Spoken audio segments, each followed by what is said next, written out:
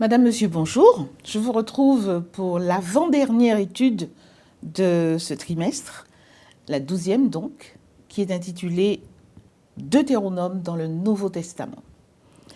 Ce sont les pasteurs avec lesquels je vais revoir cette étude, pasteur Karine Eloidin. Bonjour. Bonjour, et pasteur Stéphane Eucharis. Bonjour.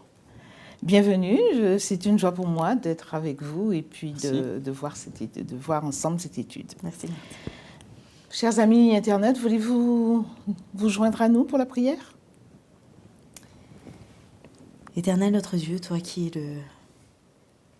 le créateur de toutes choses, toi qui es la source de toute compréhension, toi qui es notre Père, merci encore pour cette opportunité que tu nous donnes de pouvoir ensemble ouvrir ta parole, comprendre à partir de ce livre du Deutéronome quel était ton amour pour nous, mais surtout le vivre de façon concrète. Ne pas le garder en théorie, mais l'appliquer. Alors Seigneur, fais taire nos voix personnelles, intérieures, qui nous dictent peut-être ce que nous voulons faire, et mets ton Esprit Saint qui va nous dicter quelle est ta volonté, pour nous montrer, Seigneur, comment nous épanouir, comment transmettre cet épanouissement aussi, et comment le vivre. Alors inspire-nous, dirige-nous, et qu'il y ait des transformations dans les vies de chacun, dans le nom de Jésus. Amen. Amen. Amen. Le livre du Deutéronome est l'un des 4 livres de l'Ancien Testament les plus cités, en tout cas les plus souvent cités dans le Nouveau Testament.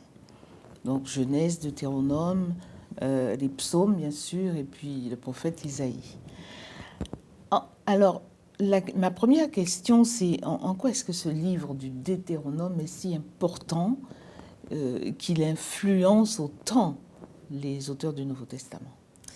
Alors, je le prendrai de façon très pratique pour ma part personnellement.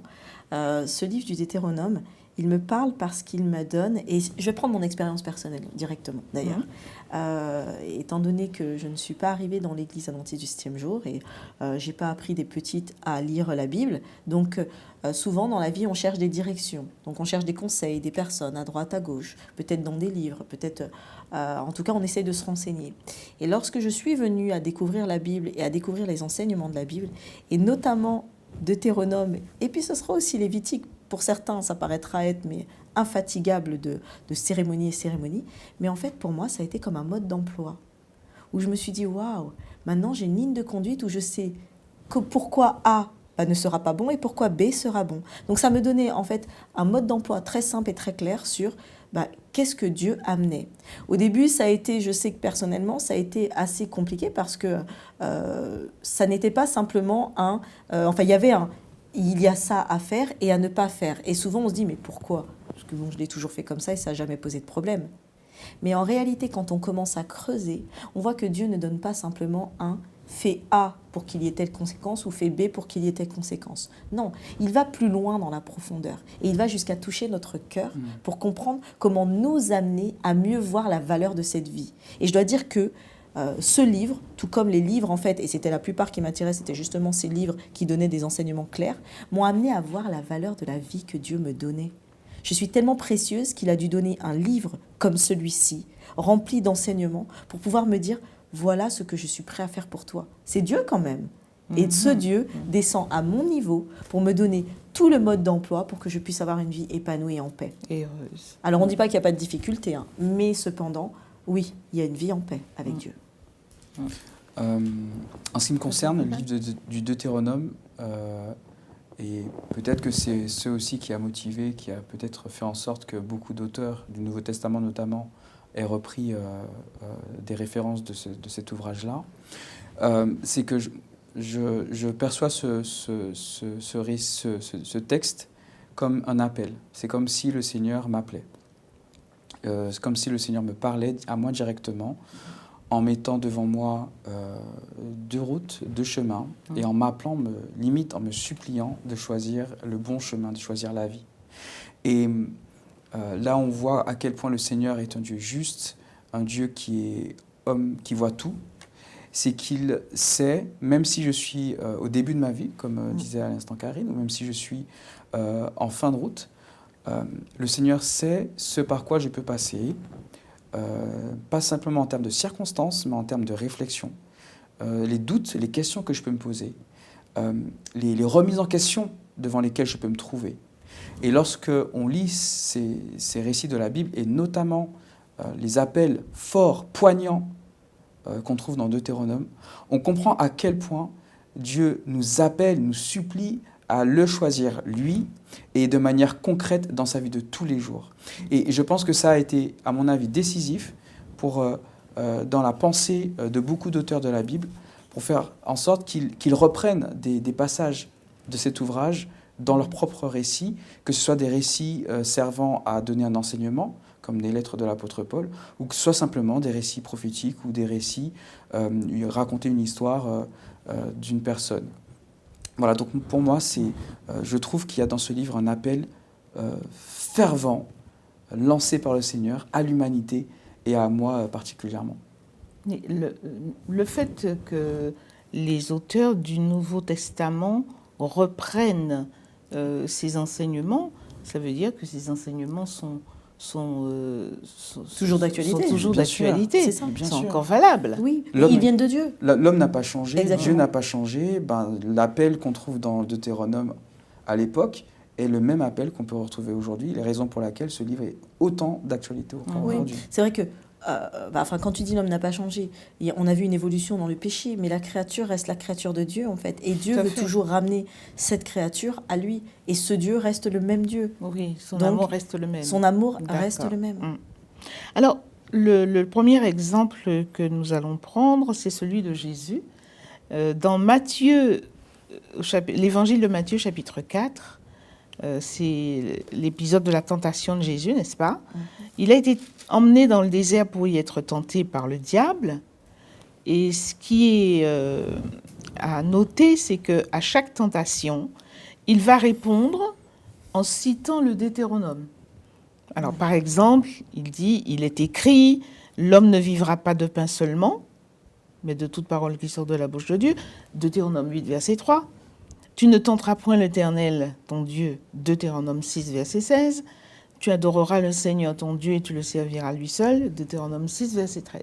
On pourrait presque faire un parallèle entre Deutéronome et le Nouveau Testament et les comparaisons. Donc, mes questions, notamment pour une réponse de Jésus, tu ne tenteras point l'Éternel. Que veut dire tenter l'Éternel? Est-ce qu'on peut le faire sans s'en rendre compte? Tenter l'Éternel. En réalité, c'est là où ça prend toute sa valeur, le Deutéronome prend toute sa valeur. Dieu a toujours voulu nous amener à lui. Et tout ce qu'on va faire, en fait, pour essayer de mettre autre chose devant lui, ce qu'on appelle les idoles, va nous amener sur un chemin d'épreuve. Et ce mot, en fait, tenter, veut dire mettre à l'épreuve aussi. Donc, en réalité, ce n'est pas tant Dieu que l'on met à l'épreuve, si ce n'est nous dans notre propre vie. Donc, on expose nos créatures, on s'expose à aller à l'encontre d'une direction que Dieu a voulu dans notre vie. Je le répète, on s'expose à se mettre en tout cas dans une direction opposée à celle de Dieu. C'est ça en fait. On se fait, c'est comme si il y a donc deux camps, il y a Satan et il y a deux. Et nous, on se met de l'autre côté en disant, je suis ton enfant, mais tu vois, je te fais face, en fait, Dieu. C'est ce qu'on fait. Alors, est-ce qu'on peut le faire, en fait, sans s'en rendre compte? Bien sûr que c'est possible, dans le sens où, ça c'est quelque chose que moi, j'avais découvert petit à petit aussi, c'est que plus, en fait, on glisse dans le péché, par les petits mensonges et les petites choses, oh, c'est pas trop grave, j'ai menti un petit peu, oh, c'est pas trop grave. Plus, en fait, notre sensibilité à ce qui est de Dieu et ce qui n'est pas de Dieu s'amoindrit. Et donc, nous pouvons penser que, essayer de détourner une petite action, ou faire un peu de favoritisme comme ça, ou essayer de favoriser quelqu'un, ou différentes actions comme ça, peuvent être justifiées.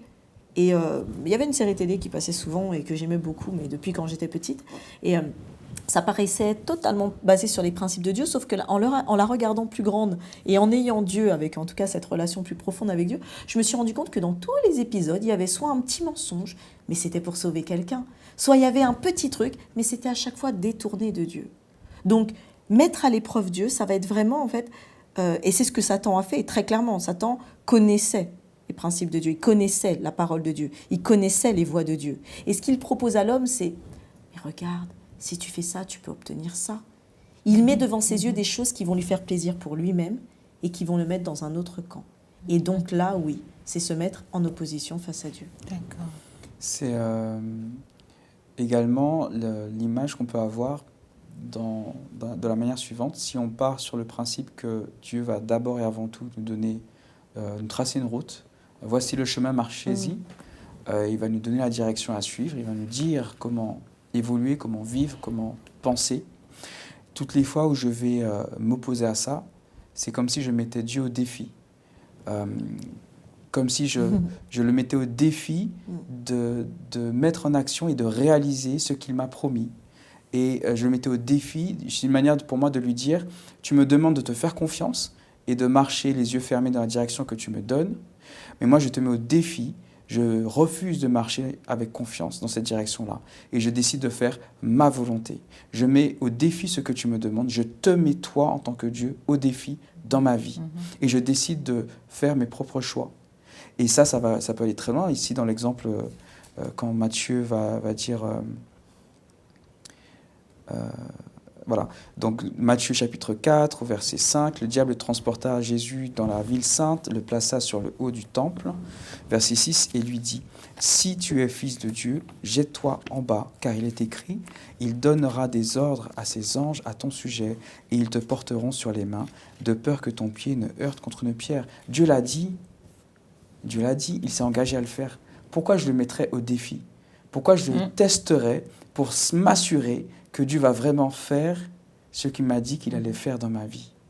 Ce que Dieu veut, c'est que je lui fasse confiance.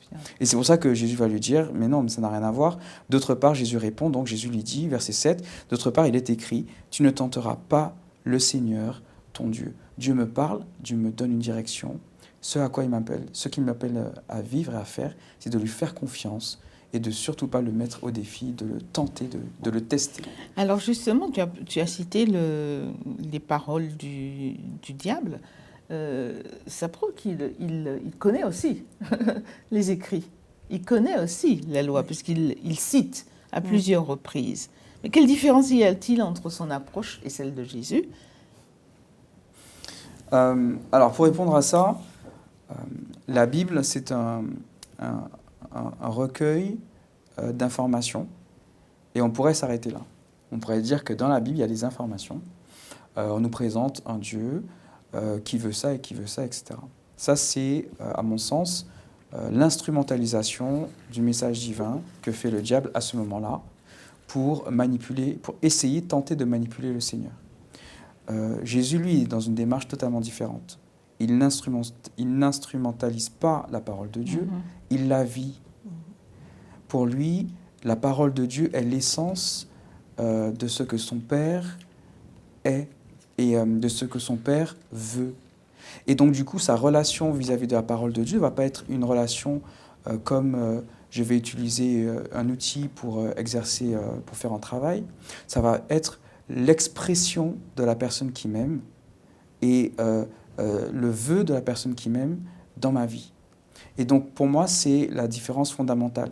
L'ennemi ici, Satan, va utiliser la Bible comme un instrument qu'il va tenter de manipuler, tandis que Jésus ici va utiliser les propos tenus dans la Bible comme l'expression de son Père d'amour.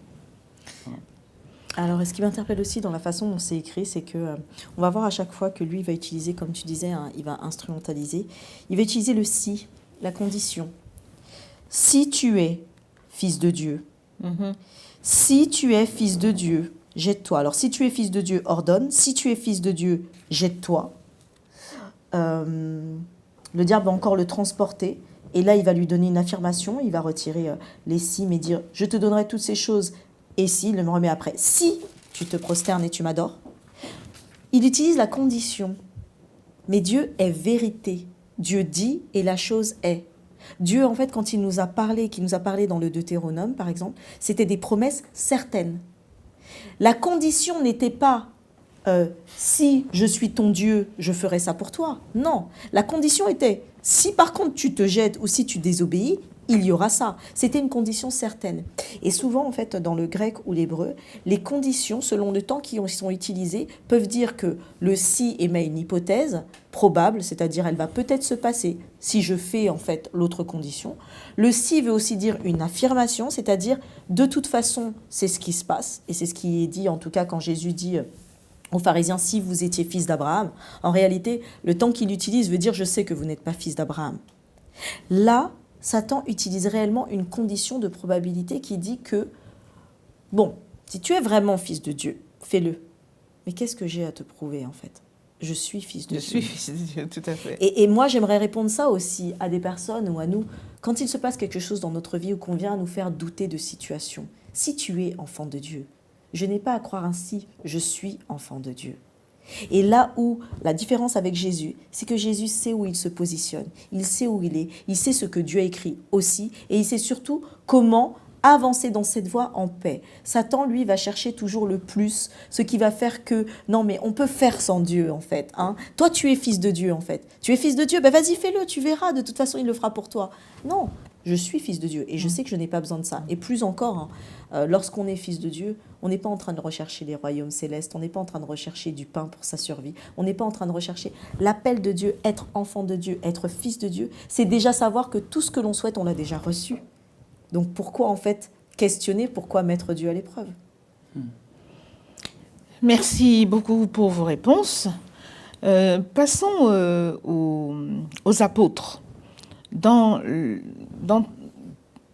le verset d'Acte 10, verset 34 notamment, il est repris une notion qui se trouvait dans Deutéronome 10, verset 17. L'apôtre Pierre, invite à ne pas faire de favoritisme. Hein, en vérité, je reconnais que Dieu ne fait point de favoritisme. Et par la suite, d'autres apôtres invitent justement à éviter ce favoritisme. Regarder les visages, comme on dit. Hein. Regarder les visages pour savoir si on sera favorable à tel individu ou non. Alors, c'est quand même une attitude qui semble bien humaine. Alors, comment faire pour l'éviter ? Oui, on dira que nos yeux voient et nos yeux peuvent apprécier ou moins apprécier. Ça reste humain de voir comme ça. Mais là où on fera toute la différence, nous, en tant que chrétiens, c'est ce que notre cœur va nous dire. Notre première réaction sera de voir. Mais tout de suite, plus on s'y habitue, notre deuxième sentiment sera qu'est-ce qu'il y a derrière ? Dieu nous dit qu'il ne voit pas, en tout cas, lui ne regarde pas l'apparence, mais il regarde au cœur, dans 1 Samuel. Et ici, moi, c'est un texte qui m'a toujours porté, mais c'est Philippiens 2.3. Oui. Philippiens 2.3, c'est un texte que j'aime particulièrement, parce qu'il dit « Ne faites rien par esprit de parti ou par vaine gloire, mais que l'humilité vous fasse regarder les autres comme étant au-dessus de vous-même. Que chacun de vous, au lieu de considérer ses propres intérêts, considère aussi ceux des autres. » Alors, moi, c'est la partie plus particulièrement, mais que l'humilité vous fasse regarder les autres comme étant au-dessus de vous-même. Oh. Humilité, en fait, c'est se placer en dessous. Et quand on comprend que l'on se place en dessous, on peut alors élever.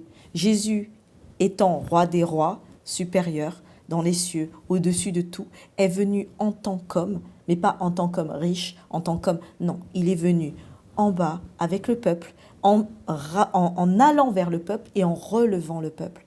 Donc, comment éviter, ou comment en tout cas éviter de pouvoir en fait regarder au favoritisme, parce que ça existe énormément d'ailleurs dans les familles aussi. Oui. Il y a des enfants qui sont préférés par rapport à d'autres. Mais c'est savoir en fait que Dieu veut que nous puissions tout un chacun voir l'autre comme au-dessus, placer tout un chacun au-dessus pour nous aider à grandir. Et en réalité, si on croit que... Parce que certains pourraient peut-être se dire « oui, mais moi, ça m'écrase » ou moi, attends, je vais pas... Non, en réalité, plus nous nous mettons en bas pour relever les autres, plus nous grandissons avec les autres. Parce que quelqu'un d'autre se mettra en dessous de moi et me relèvera aussi, en fait. Donc, pour moi, ça reste le regard, comment notre cœur va se porter à voir quelle est la volonté de Dieu et à voir quel est l'amour de Dieu pour l'autre, qui permettra d'éviter de faire du favoritisme. Et après, je dirais aussi de l'autre côté, ayons aussi cette simplicité de cœur et cette bienveillance de le dire quand parfois on se sent défavorisé. Parce que nous étions d'un côté pour ceux qui favorisent, Mais de l'autre côté, parfois, nous pouvons ne pas le faire exprès ou nous pouvons peut-être donner l'impression que nous favorisons alors que ce n'est pas du tout le cas.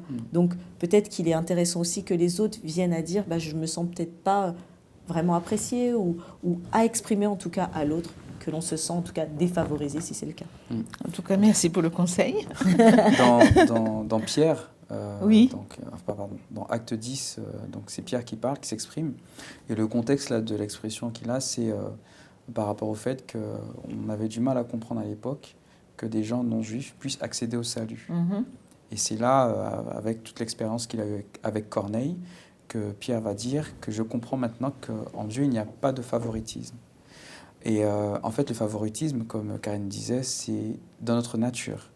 C'est vraiment quelque chose d'intrinsèque. Tout à fait. C'est peut-être c'est peut-être l'expression du choix qu'Adam a fait lorsqu'il a favorisé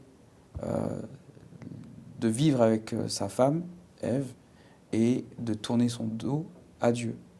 Et nous, tous, sommes soumis à cette tentation qui est de favoriser les personnes que nous préférons, de nous sentir plus importants parce que nous faisons partie de tel ou tel groupe, ou bien de faire en sorte que des personnes qui nous ressemblent, qui sont d'accord avec nous, puissent s'en sortir, etc.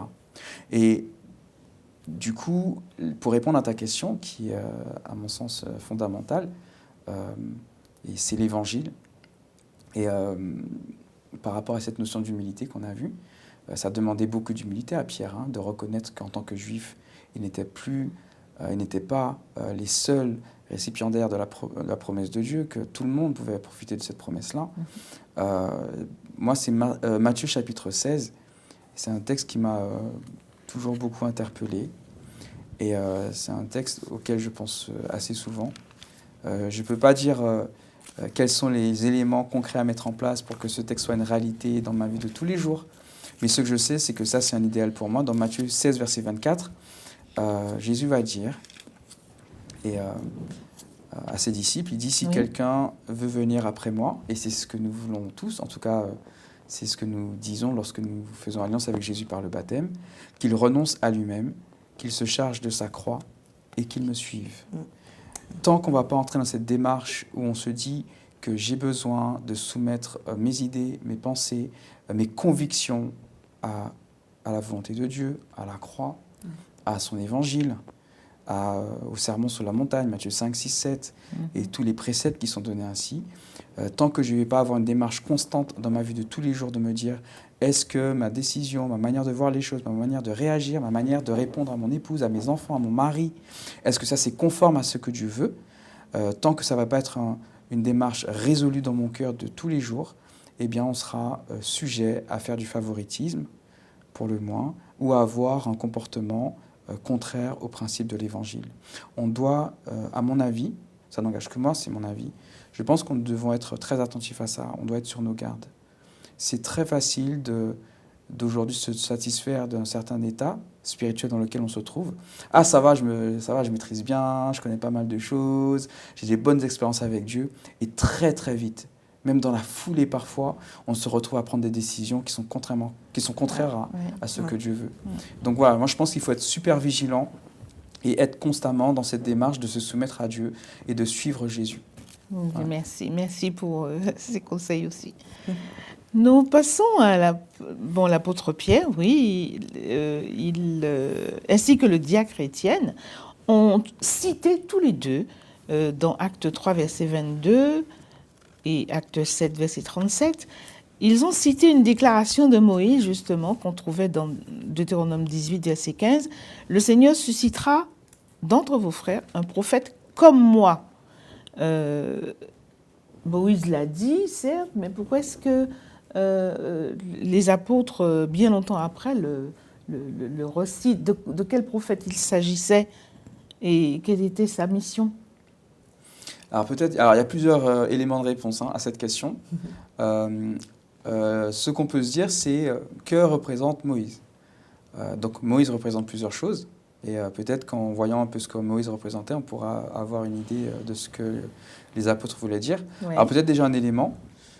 Moïse est celui qui a fait office d'intermédiaire entre le peuple et Dieu. Oui.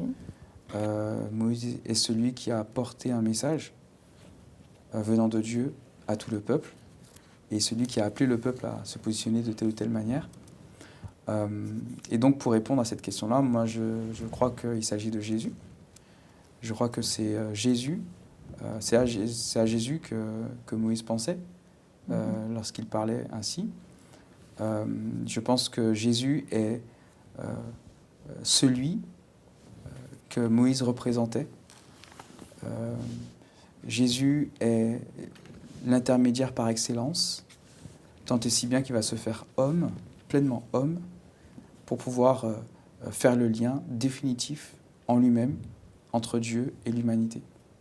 Donc en ça, c'est un élément qui pour moi me permet de dire que un prophète comme moi, ça correspond à Jésus. Oui, comme le dit Stéphane, en fait, quand on parle d'un prophète comme moi, et en tout cas qui était avant Moïse, parce qu'on pourrait se dire, oui, mais Jésus, il était après, donc non, Jésus a toujours été avant. Il était le principe même de la création. Il était avec Dieu. Et donc, c'est la préséance de Jésus là qui est mise en avant, c'est-à-dire celui qui a parlé et pour lequel nous faisons que répéter ses paroles. En fait, c'est ça qui est beau, c'est de voir que de l'Ancien Testament jusqu'au Nouveau, ce que disent les prophètes, c'est ce qui a été depuis la fondation du monde. C'est-à-dire que Jésus était, qu'il a donné cet enseignement, en tout cas Jésus, Dieu, le Saint-Esprit, en tout cas cette unité, ils sont un, a donné cet enseignement, et que par la suite, en fait, il doit être suivi même dans le Nouveau Testament. On parle du Deutéronome dans le Nouveau Testament, mais on parle de l'amour de Dieu tout au long de l'histoire de l'humanité. Et donc, d'ailleurs, on peut même faire cette digression, c'est pas Ancien et Nouveau Testament, c'est le premier, le deuxième livre, en fait, c'est une continuité. C'est juste dire qu'il y a eu cette alliance en Jésus-Christ, mais c'était une continuité. Ça reste la même histoire, en fait, qui se suit. Donc, c'est ce Jésus qui est présenté depuis les prophètes et dont les prophètes vont parler, dont les prophètes vont recevoir leur enseignement et dont, dans notamment Actes, ils vont recevoir aussi la mission, parce qu'il n'y a pas eu que les apôtres, il y a eu aussi tous ceux, les 70 qui ont été envoyés derrière. Et Jésus qui dit même que tous ceux qui en mon nom feront ceci, donc il y a bien en fait une génération future qui suivra toujours Jésus, une génération passée qui suivait déjà ce Jésus qui était avant que le monde fût. Eh bien, merci. Et ce Jésus, il reste en fait la solution pour tous les temps, pour tout homme. Eh bien, je vous remercie infiniment pour ces différentes interventions, en tout cas ces différentes réponses à mes questions. On constate effectivement que la référence constante aux écrits de l'Ancien Testament, eh bien, ça montre que les auteurs du Nouveau Testament y croyaient. Ils ne les ont pas remis en cause. Et ça nous invite aussi, nous, à croire. Parce que Dieu veut que nous soyons fidèles. Et Dieu veut que ces vérités qui ont été posées dès le début de l'histoire de l'humanité restent valables. Merci. Quant à vous, chers internautes, je vous donne rendez-vous pour une prochaine fois. Au revoir.